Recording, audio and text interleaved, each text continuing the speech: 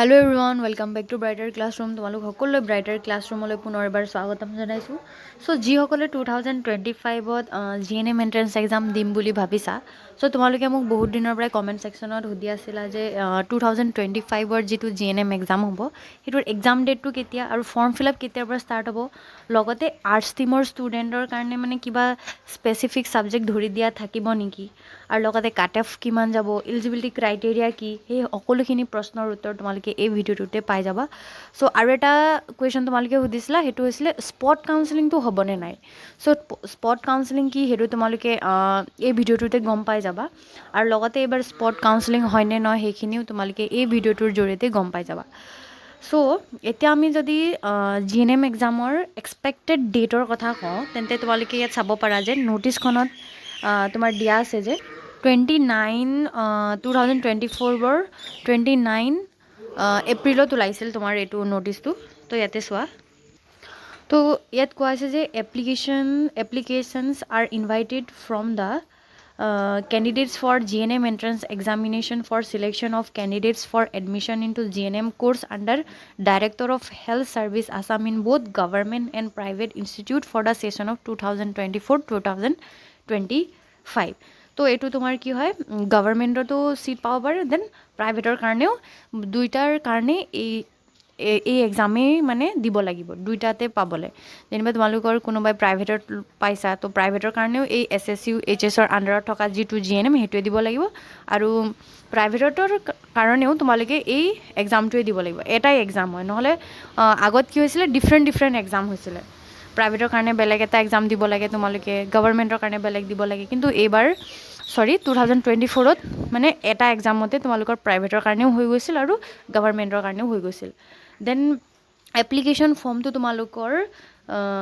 10/5/2004 two 10/6/2024 লৈকে available আছিল form fill up কৰিব পাৰা সেই ডেটৰ ভিতৰত দেন তোমালোকৰ এন্ট্ৰেন্স টেষ্টটো তোমালোকৰ কেতিয়া হ'ব হেতু কৈ দিছিল যে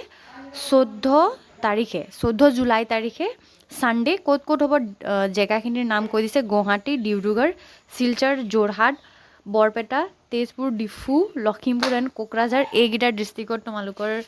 যেটো জিএনএম এক্সাম হেতু এইকেইটা ডিষ্ট্ৰিক্টতহে হয় আৰু তোমাৰ 2024ত 14 জুলাই তাৰিখে এই এক্সামটো হৈছিল নেক্সট তাতে তোমালোকৰ কৈছে যে আৰু ইয়াত তোমাৰ ফৰ্ম ফিল আপ কৰিবলৈ 1500 ল'ব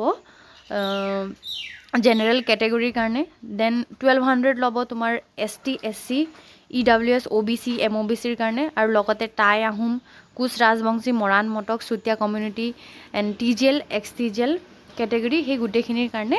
1200 দিব লাগিব কিন্তু জেনাৰেলে তোমালোকৰ 1500 পে কৰিব লাগিব দেন তোমালোকৰ কি হয় এডমিট কাৰ্ডটো তোমালোকৰ জুলাইৰ মাহৰ 1 তাৰিখে এভেইলেবল হৈছিল 2024ত নেক্সট তোমালোকৰ ইয়াত দিয়া আছে যে এলিজিবিলিটি ক্ৰাইটেৰিয়াটো কি আৰু ইয়াত তোমালোকৰ কোনখিনি এক্সাম দিব পাৰিব সেই গোটেইখিনি তোমালোকে এই নোটিছখনতে পাই যাবা নোটিছখনত দিয়া আছে যে there will be one paper consisting of English mathematics general science the questions of this subject shall B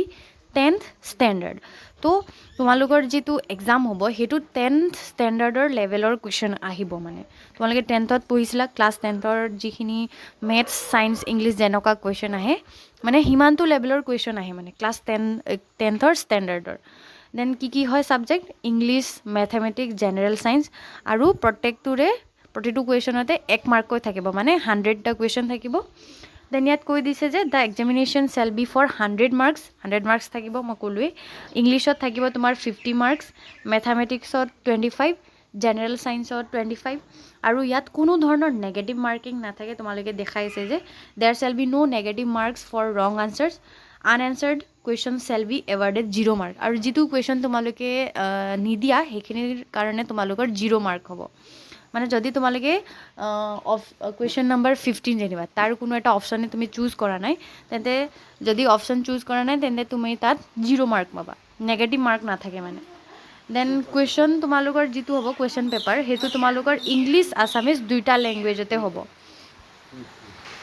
আৰু তোমালোকে আনসাৰখিনি OMR সিটত ফিল কৰিব লাগিব OMR সিট দিব তোমালোকক তাতে ফিল কৰিব লাগিব দেন নেক্সটতে কৈছে যে টাইম অফ এক্সামিনেশ্যন সো তোমালোকৰ এক্সামটো প্ৰায়ে সানডে হয় আৰু জেগাখিনিৰ নাম তোমালোকে গম পালাই ক'ত ক'ত এক্সামটো হ'ব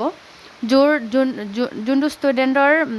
ওচৰত পৰে ডিষ্ট্ৰিক্টটো সেইটোতে তোমালোকে বাছি ল'বা যে কোনোবাৰ যদি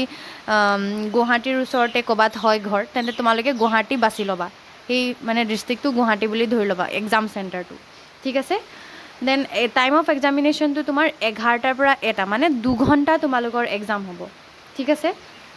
এইবাৰো তোমালোকৰ 2 ঘণ্টাই হ'ব 100 মাৰ্কছৰ কাৰণে then eligibility criteria for admission into GNM course in the GNM training schools under the government of Assam so government of Assamৰ under থকা ট্ৰেইনিং স্কুলত যদি তোমালোকে এডমিশ্যন ল'ব বিচাৰা তেন্তে তোমালোকৰ কি কৈছে the minimum age for admission shall be 17 years on or before 31st December 2024 so যদি তোমালোকৰ কোনোবা ষ্টুডেণ্ট 17 নহয় তেন্তে তোমালোকে এই এক্সামটো দিব নোৱাৰা তোমালোকৰ 17 ইয়াৰ হ'বই লাগিব 31 ডিচেম্বৰৰ আগত তোমালোকৰ 17 ইয়াৰ হ'ব লাগিব তেতিয়াই তোমালোকে এই এক্সামটো দিব পাৰিবা then next the maximum age for admission shall be 35 years তো 35 ইয়াৰ্ছৰ ষ্টুডেণ্টেও এই এক্সামটো দিব পাৰিব 35 মানে মেক্সিমাম এজটোৱে হৈছে 35 ইয়াৰ আৰু ইয়াত কোনোবাই যদি এন বা LHS কৰিছা তেন্তে তেওঁলোকৰ কাৰণে কোনো ধৰণৰ মানে এজ বাৰ নাথাকে যিকোনো মানে মানুহে বা যিকোনো মহিলাই সেইখিনি এক্সামটো দিব পাৰিব ঠিক আছে the minimum education qualification for selection of the GNM candidate is তো তোমালোকৰ ইয়াত মিনিমাম তোমাৰ কি সুধিছে এডুকেশ্যন কোৱালিফিকেশ্যন কি হ'ব লাগিব চোৱা HSSLC-টো তোমালোকে মানে 10+2 or its equivalent pass preferably science and English with aggregate of 40% marks তো তোমালোকৰ সায়েন্স ষ্ট্ৰীমৰ কাৰণে PCB হ'ব লাগিব আৰু PCB আৰু ইংলিছ মিলাই তোমালোকৰ 40% হ'ব লাগিব আৰু লগতে মানে তোমালোকে 12 ষ্টেণ্ডাৰ্ড পাছ কৰা হ'ব লাগিব 12 পাছ কৰিয়ে তোমালোকে এইটো এক্সাম দিব পাৰিবা ক্লাছ 10ৰ ষ্টুডেণ্টে এই এক্সামটো দিব নোৱাৰে ঠিক আছে দেন নেক্সট কৈছে যদি আৰ্টছৰ কাৰণে কওঁ আৰ্টছৰ কাৰণে তোমালোকৰ এইকেইটা ছাবজেক্ট যদি আছে তেওঁলোকে মানে এই এক্সামটো দিব পাৰিব ইয়াত কৈ দিছে যে mathematics biotechnology economics political science history geography business studies accountancy home science sociology psychology philosophy and English core English elective or health care science vocational stream only passing out from recognised board under এইখিনি তোমালোকক board দি দিছে আৰু 40% হ'ব লাগিব আৰ্টছৰ ষ্টুডেণ্টৰ কাৰণে তো এইখিনি হয়তো তোমালোক সকলো ষ্টুডেণ্টৰে এইখিনি ছাবজেক্ট আছেই তো যদি এইখিনি যদি ছাবজেক্ট আছে তোমালোকে আৰ্টছৰ ষ্টুডেণ্ট হ'লেও এইখিনি এক্সাম দিব পাৰিব চ' আৰ্টছৰ ষ্টুডেণ্টেও মানে এক্সামটো দিব পাৰে কাৰণ এইখিনি গোটেইখিনি ভিতৰত নহ'লেও এটা দুটা বা তোমালোকৰ মানে এইখিনি ছাবজেক্ট আছেই হয়তো পঢ়িছাই ক্লাছ 11 and 12ত তো সেইকাৰণে আৰ্টছৰ ষ্টুডেণ্টেও মানে এই এক্সামটো দিব পাৰিব চ' তোমালোকে নাভাবিবা যে এইটো জাষ্ট ছায়েন্সৰ কাৰণে হয় আৰ্টছৰ ষ্টুডেণ্টেও এই এক্সামটো দিব পাৰিব ঠিক আছে দেন কি কৈছে 10+2 vocational A&M under CBSE board or other equivalent board from the school and recognized by Indian Nursing Council with 40% marks then তোমালোকৰ A&M ষ্টুডেণ্টেও এইটো এক্সাম দিব পাৰে মই কৈয়ে থৈ দিছিলোঁ আগতেই আৰু ৰেজিষ্টাৰ্ড যদি A&M ষ্টুডেণ্টে এই এক্সামটো দিছে তেন্তে কি হয় registered as A&M with state nursing registration council state nursing registration কাউন্সিলিঙত A&Mটোৰ যোনে A&M কৰিছে তেওঁৰ সেইখিনিতো তেওঁৰ মানে ডিটেইলছখিনি ৰেজিষ্টাৰ হ'ব লাগিব A&Mৰ যদি A&Mৰ ষ্টুডেণ্টে এক্সামটো দিয়ে A&M কৰা মানে ষ্টুডেণ্টে যদি এই এক্সামটো দিয়ে ঠিক আছে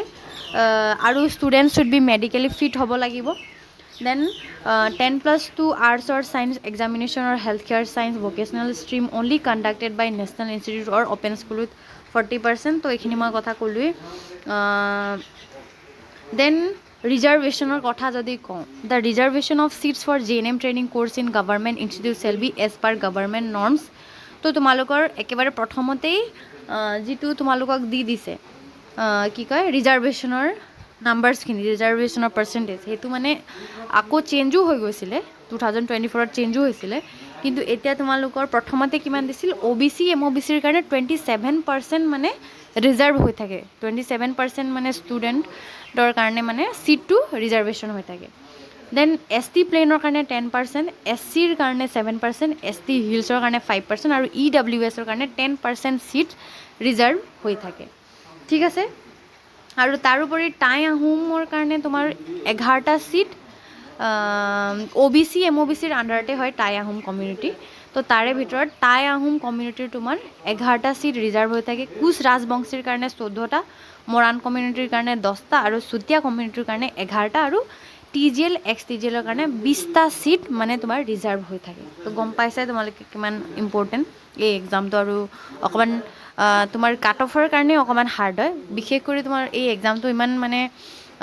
হাই লেভেলৰ নাহে, কিন্তু তোমালোকৰ কম্পিটিশ্যন বেছি হোৱাৰ কাৰণে, ষ্টুডেণ্ট বেছি হোৱাৰ কাৰণে মানে কাট অফ কেতিয়াবা বঢ়াই দিয়ে, মানে সেইটোৱে প্ৰব্লেমটো হয়। তো এইখিনি আছিলে। দেন নেক্সট তোমালোকৰ ইয়াত কি দি দিছে, the minimum qualifying criteria cut off score in the entrance examination of GNM course will be as follows. So' তোমালোকে জেনেৰেল হ'লে 50% আনিবই লাগিব, যদি তোমালোকৰ তেতিয়াহে মানে GNM এণ্ট্ৰেন্স এক্সামটো পাছ কৰা বুলি বুজাব, যদি 50% পাইছা। আৰু যদি ST SC OBC NCL হয় তেন্তে 40% পালে ক'ব পাৰা যে তুমি GNMটো পাছ কৰিলা বুলি। কিন্তু তোমাৰ ছিট পাবানে নাই তাত তেতিয়া মানে তোমালোকৰ কনফাৰ্ম নহয় ছিট পাবানে নাই, কাৰণ 40%টো জাষ্ট মানে মিনিমাম তোমাৰ এইটো দি দিছে, কোৱালিফাইং স্ক'ৰটো দিছে যে 40% পালেহে মানে তুমি পাছ কৰা বুলি বুজাব। যদি তাতকৈ কম পাইছা তেন্তে তুমি ফেইল বুলি মানে গম পাবা। যদি 30% পাইছা তেন্তে তুমি ফেইল, যদি 40% পাইছা বা 40%তকৈ ওপৰত পাইছা তেন্তে তুমি GNMটো পাছ কৰিলা বুলি ভাবিব পাৰা। কিন্তু এডমিশ্যন গভৰ্ণমেণ্ট কলেজত পাবানে নাই সেইটো চিয়'ৰ নহয়, কাৰণ কাট অফৰ ওপৰত ডিপেণ্ড কৰিব সেইটো। দেন দিব্যাংগৰ কাৰণে 45%।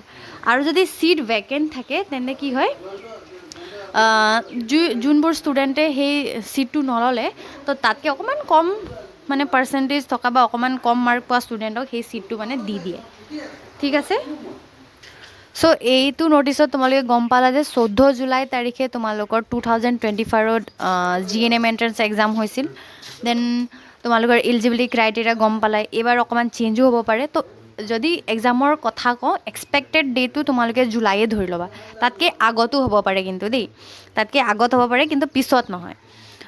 জুনত হ'ব পাৰে। কাৰণ সেই তোমালোকৰ যিটো 2024ত মানে যিটো নটিচ ওলাইছিল সেইটো এপ্ৰিলতে দি দিছিল, কিন্তু তোমালোকে গম পাইছিলা সেইটো টাইমত অসমত কি হৈছিল, পূৰা বানপানী হোৱাৰ কাৰণে মানে ডেটটো আকৌ চেঞ্জ কৰি আগষ্টত কৰি দিছিল। তো সেই নটিচো মই তোমালোকক ইয়াতে দেখাম বাৰু, চাই ল'বা। সেই নটিচটোত মানে 14 জুলাইৰ যিটো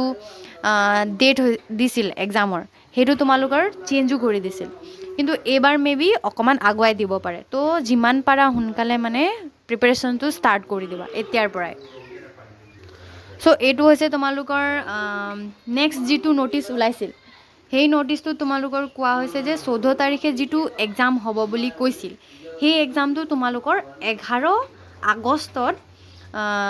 11 বজাৰ পৰা 1টা বজাত হ'ব বুলি মানে এই নটিচটোত উলিয়াইছিল। তো দেখিছিলা প্ৰব্লেমটো কি হৈছিল, তোমালোকে গম পালাই যোৱাবাৰ বানপানী হোৱাৰ কাৰণে মানে এক্সামটো মানে পিছুৱাই দিছিল, 11 আগষ্টত কৰি দিছিল জুলাইৰ এক্সামটো। আৰু এডমিট কাৰ্ডটো তোমাৰ কেতিয়া ওলাইছিল, 7 তাৰিখৰ পৰা মানে সেই এডমিট কাৰ্ডটো ওলাইছিল, যিটো তোমালোকে GNM এণ্ট্ৰেন্স এক্সাম দিবা। তো গম পাইছা তোমালোকৰ এক্সামটো কেতিয়া হ'ব, জুলাই ধৰি ল'বা, নহ'লে তাতকৈ আগত হ'ব পাৰে। এইবাৰ মানে 2025ত জুলাই নহ'লে তাতকৈ আগত হ'ব পাৰে যদি বানপানী নহয়। তো গম পাইছাই ডেটখিনি। নেক্সট এতিয়া আমি কাট অফৰ যদি কথা কওঁ, আৰু মানে ফাৰ্ষ্ট কাউন্সেলিঙত কিমান ষ্টুডেণ্টক মানে কিমান ৰেংকৰ ষ্টুডেণ্টক মাতিছিল, তো সেই নটিচটো এতিয়া আমি চাম। চ' এইটো হৈছে ফাৰ্ষ্ট কাউন্সেলিঙৰ তোমাৰ নটিচ। তাত কোৱা হৈছিলে যে ফাৰ্ষ্ট কাউন্সেলিঙৰ যিটো ওলাইছিল নটিচটো, সেইটো তোমাৰ ফাৰ্ষ্ট কাউন্সেলিংটো কেতিয়া হৈছিল, 22 অক্টোবৰৰ পৰা 26 অক্টোবৰৰ ভিতৰত। তো ডেট অফ কাউন্সেলিং 22 অক্টোবৰ 2024। তো এইটো তোমালোকৰ 22 অক্টোবৰ তাৰিখে all candidate who obtain rank from 1 to 300 in order of merit in entrance examination. তো 1ৰ পৰা 300 ৰেংকৰ ষ্টুডেণ্টক মানে ফাৰ্ষ্ট কাউন্সেলিঙত মাতিছিল 22 অক্টোবৰত। তো 1ৰ পৰা 300 মানে যিকোনো কেটেগৰী হয়, সেইখিনি OBC হ'ব পাৰে, জেনেৰেলো হ'ব পাৰে, ST SCও হ'ব পাৰে, কিন্তু 1ৰ পৰা 300 ৰেংকৰলৈকে থকা ষ্টুডেণ্ট যিকোনো গ'লেই হ'ল। দেন 23rdত তোমালোকৰ 301 টু 600 ৰেংকৰলৈকে মাতিছিল আৰু নেক্সট 2024 24 অক্টোবৰত তোমালোকৰ OBC MOBC কেটেগৰীৰ 604 to 1677 ৰেংকৰ ষ্টুডেণ্টৰলৈকে মানে মাতিছিল ফাৰ্ষ্ট কাউন্সিলিঙত আৰু 25 অক্টোবৰত তোমালোকে দেখা পাইছাই ST প্লেনৰ কাৰণে 601 to 1953 ৰেংকৰ ষ্টুডেণ্টক মাতিছিল দেন নেক্সট EWS কেটেগৰীৰ 615 to 144 ৰেংকৰলৈকে মাতিছিল 25 অক্টোবৰত এণ্ড লাষ্ট 26 অক্টোবৰত তোমালোকৰ SC কেটেগৰী যদি হয় 624 to 2564 ৰেংকৰ ষ্টুডেণ্টৰলৈকে মাতিছিল আৰু ST হিলছৰ কাৰণে 663 to 2268 ৰেংকৰ ষ্টুডেণ্টক মাতিছিল ফাৰ্ষ্ট কাউন্সিলিঙত চ' তোমালোকে গম পাইছাই আৰু সেইটো সময়ত তোমালোকৰ কিছুমান গভৰ্ণমেণ্ট কলেজ বহায়ো দিছিল তো এতিয়া তোমালোকৰ টোটেল যদি GNM নাৰ্ছিঙৰ যদি আমি গভৰ্ণমেণ্ট কলেজৰ কথা কওঁ তেন্তে 24টা GNM নাৰ্ছিং